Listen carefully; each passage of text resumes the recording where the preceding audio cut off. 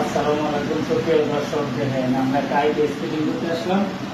আইপিএসটা মোটামুটি ফিটিং করে দিচ্ছি। আপনি যে বুঝার সাথে যে কাজ কিছুই বুঝেন না, সেটিং করতে বোঝে না, এই চিহ্নগুলোই দেখে নেবেন। এই চিহ্নগুলোই দেখলে আপনারা সহজে আইপিএস ফিটিং করতে পারবেন। এই দেখুন পিছনে প্লাস চিহ্ন আছে, হ্যাঁ দেখা যায়, এই যে মাইনাস, এই প্লাস। আবার ব্যাটারির মধ্যেও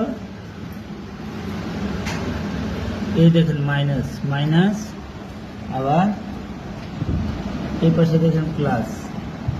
হ্যাঁ, ব্যাটারির যেটা মাইনাস, এটা আইপিএস এর সেটের যে মাইনাসটা, এটা ব্যাটারির মাইনাসের সাথে লাগাইবে।